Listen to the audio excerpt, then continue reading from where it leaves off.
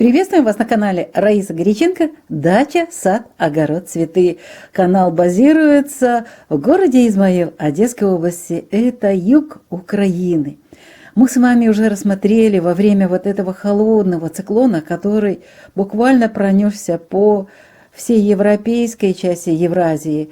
И в некоторых северных регионах там по-прежнему холодно, но снова же идет лето, все равно наступит очень жаркие времена, и мы должны с вами подготовиться. Мы с вами рассмотрели, как защитить растения сразу же после этих циклонов, после очень больших таких осадков, после ливней, как защитить от грибковых заболеваний. А сегодня я хочу вам подсказать снова же заранее, чтобы не потом тушить пожар вот этого заболевания, а заранее подготовиться, и можно это пройти мимо. Растения спокойно перенесут вот эти резкие сейчас перепады, переходы. Мы сегодня с вами поговорим еще раз о причинах вершинной гнили у томатов и сладкого перца. В прошлом году и позапрошлом вы в Одноклассниках мне интенсивно и ВКонтакте присылали в личных сообщениях фотографии, когда вершинная гниль буквально очень много плодов томатов уничтожала и сладкий перец. Что же нужно сейчас, именно сейчас делать в ближайшие дни, чтобы обезопасить свои растения? Давайте вспомним, что такое у нас вершинная гниль. Это не вирус, это не споры грибковых заболеваний, это не тот, что-то принесется с дождем. Нет, это вот, пожалуй, такое очень важное и серьезное физиологическое заболевание, заболевание физиологии растения. От чего это возникает? Это дисбаланс кальция в растении и томата, и перца. Ионы кальция очень медленно перемещаются вот по всем проводящим тканям, по этим сосудикам, от плодоножки до верхушки плода. Ну и вверху самого растения это тоже отражается. И это начинает происходить вот в тот момент, когда у нас с вами были вот эти циклоны, да, мы выдерживали в сухих помещениях наши растения. Кстати, если заливало, то и холодно было, то томаты и перцы, естественно, стояли в воде, корни не дышали, они закупорены, и здесь прекращалось вообще при низких температурах, растение просто спит. Многие мне пишут, что вот они зеленые стоят. Да, а что им остается делать при таких температурах? Да, они стоят в воде, но что происходит с корнями, просто возьмите, выкопайте и посмотрите одно растение. Посмотрите, что происходит с корнями. И вот если резко сейчас начинается тепло, а именно так у нас это всегда происходит. Кстати, вот это в июне, я раньше замечала именно это проявление заболевания, а затем вот когда в летний период, в июле или в августе выпадают жарко-жарко, потом резкий прохладный циклон, и снова жара, и снова вот это заболевание, вернее, вот это состояние физиологическое растений проявляется, дисбаланс кальция. Нужен кальций, кальций не поступает, корни не работают и не могут доставить нужный, важный элемент питания, кальций, к плодам, к листикам, к верхушке растения, а они очень нужны, этот элемент питания очень нужен в составе в балансе со всеми другими веществами. И он очень важен, этот элемент питания, именно в это время. Поэтому одна из этих первых причин, которые я всегда наблюдала, у меня раньше тоже вот такое было, не только в теплице, но и сейчас будет это наблюдаться, и открытый грунт, потому что эти резкие перепады происходят не только в теплице, будет резко вот так у нас то жара, то холод. Мы выяснили, что вот это очень влияет на то, как работает растение, как оно живет, как происходит процесс, физиологические процессы роста, питания и так далее. Физиология.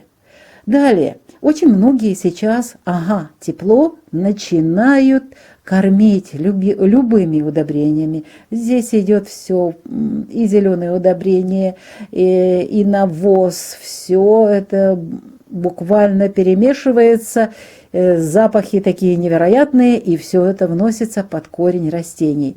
Кстати, и минеральные удобрения, тоже азотные, активно используются, мячная селитра тоже мешается, разводится, и все под корень. Кстати, там почва еще не прогрелась, а уже это все поступает.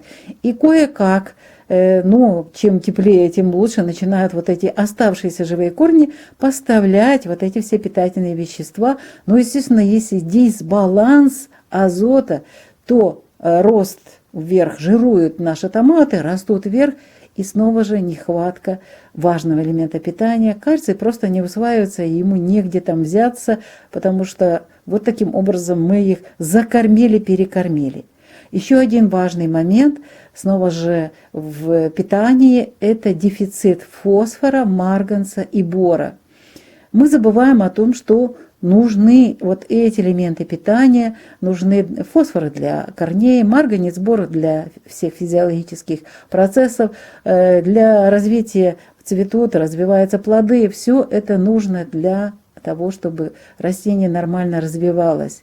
Или же вот нету эти вещества, допустим, питательные вещества есть, тут очень многие пытаются сейчас, увлекаются калием и магнием, потому что вот это очень хорошее удобрение, их нужно, как только появляются плоды, чтобы они были сладкими. И вот получается, что именно переизбыток калия и магния, они более сильные и вытесняют кальций. И снова же у нас проявляется это физиологическое заболевание. Кальций снова где-то там, и его вообще нету. И еще один момент, но снова же недостаток кальция в почве – это очень важный момент. Сегодня вы мне говорите, пишете, нам нужно сегодня решить эту проблему. Что ты будешь рассказывать, что нам надо подготовить почву, с осени закопать, добавить, отнять и так далее.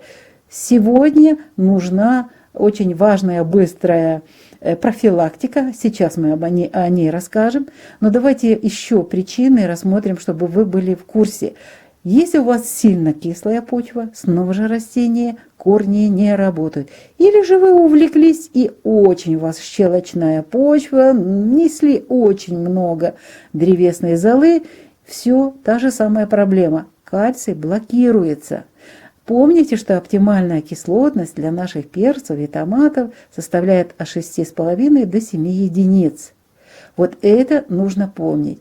И завершающая, я думаю, что это и начинающая причина, если очень жарко и не поливаются томаты, и в это время вы будете восполнять недостаток того же кальция, кстати, или же других каких-то питательных веществ, без поливов невозможно привести в порядок ваше растение, и чтобы нормально оно функционировало. Поэтому что мы можем с вами сделать сейчас? Очень важно сейчас. Вот что я сделала уже вчера. В рыбах, когда только тепло стало, я пролила просто чистой, теплой водой, потому что было долгий период холодно, корни не спали, они развивались, растения видно, что они росли, мы их закутали, но я их полила именно теплой водой. Каждое растение полила, каждому томату дала по 7 литров воды. Вот так у меня получилось. 7 литров, 10 литров воды, 7 литров как раз посмотрела, что хорошо. Далее, после полива, это было у меня где-то под обед, я полила их хорошо, и уже вечером, пожалуйста, очень прошу, вечером обрабатывайте, много новичков, никаких утра, никаких обеденных или даже тучи, все равно, особенно в теплицах, солнце сейчас не такое, как раньше было. Солнце абсолютно другое, оно достает так сейчас, и такие у него лучи, и такие энергии, что используем вот эти удобрения и все подкормки только поздно вечером. Поэтому я провела после того, как полила, вечером обработку бором. Если у вас нет бора, я просто имею такую возможность, современные органические удобрения, бор называется, микроминералис, который производится с помощью высокого напряжения тока. Это очень особая какая-то технология, но это именно бор, это не кислота. У вас у всех есть борная кислота, это я знаю. Как ее разводить? Вы прекрасно знаете, как это делать. Есть рецептуры разные. Разведите в горячей водичке и обязательно ничего не добавляйте, только обработка борной кислотой. Можете, кстати, вообще-то можно комплексное, только комплексное удобрение и чуть-чуть добавить вот борной кислоты. Не увлекайтесь, но подготовьте растение к тому, что оно сможет после борной кислоты, после бора принять вот эти ионы кальция и послать в каждую клеточку, которая нуждается сейчас в этом элементе питания. И вот на сегодня уже вечером у меня запланирована вторая обработка. И эта вторая обработка будет кальцием. Снова же у меня вот есть такая возможность сотрудничать с фирмой Микроминералис. Я покупаю здесь тоже кальций, чистый кальций, и 15 мл соединяю с 10 литрами воды и обрабатываю растения в вечернее, позднее вечернее время. У всех есть почти что возможности. Я проверила, была на рынке, в магазинах. Есть еще один такой важный элемент, есть удобрение, вернее, кальциевая селитра. Пожалуйста, используйте кальциевую селитру. 10 граммов, не больше, 10 граммов кальциевой селитры на 10 литров воды и опрыскивайте растения. Ну и дайте несколько дней, пусть растение сбалансированно вот это начнет, запустится вот этот физиологический процесс после вот этих холодных периодов, и сейчас резких, жарких, ну а затем уже когда восстановится, с погодой у нас все будет нормально, когда прогреется почва, можно замульчировать почву, тогда уже проблем не будет с поливами, с быстрым высыханием. Пожалуйста, тогда уже обязательно всегда помните, должен быть баланс. Удобрения, есть комплексные удобрения, и в составе этих комплексных удобрений есть вот эти питательные вещества, которые очень нужны нашим растениям. Можно потом обрабатывать тем же молочным коктейлем, в котором есть борная кислота, есть марганец и другие различные составы, есть готовые сейчас удобрения, используйте их. Но это очень важно сейчас, вот в этот переход. Вы должны подготовить свои растения и пройти вот это мягко, вот этот резкий скачок.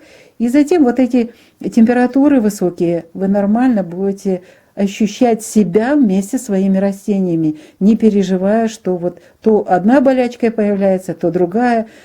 Итак, подведем итоги. Мы с вами уже вчера обработали наши растения. Кстати, я обрабатывала вчера бором, не борная кислота, а бор, и трихофитом, то есть триходермином, обработала и растения, и почву. И нет проблем, почва открыта, она должна прогреться, нет еще мульчи, нельзя еще ее устанавливать. Поэтому у меня нету сейчас источника фитофторы и других грибковых заболеваний. И сейчас можно спокойно обрабатывать кальцием, дать вот этот баланс создать для растений, чтобы они не болели. Я думаю, я и стараюсь так, чтобы всем объяснить, чтобы донести просто вот эти сложные, казалось бы, вещи. Ну, на первый взгляд это все просто. Как и каждому человеку, нужно питание. И если человек спит ночью, ему сколько ни вложи возле него и на столе, и на подушке какие-то очень вкусняшки, он не будет есть, он будет спать. Во сне вы не едите. И тоже сейчас вот я просто привожу пример с томатами, с перцами. Эти растения сейчас требуют питания. Они спали в этом холоде. Теперь нужно пустить воздух, полить и дать им эти важные элементы питания. Перед кальциевой селитрой используйте борную кислоту или бор, а затем кальциевая селитра или кальций. Вот эти пропорции, которые я вам сказала и показала. Надеюсь, что вы меня услышали. Надеюсь, что ваши растения получат все, что им положено в это время, и они вас будут радовать здоровым видом и хорошим урожаем. На этом мы прощаемся с вами. Раиса Горяченко, Александр Волик шлют вам пламенный привет с прекрасного города Измаила Это очень теплый, радушный, прекрасный город хороших людей. Всего вам самого доброго. До новых встреч в новых видео.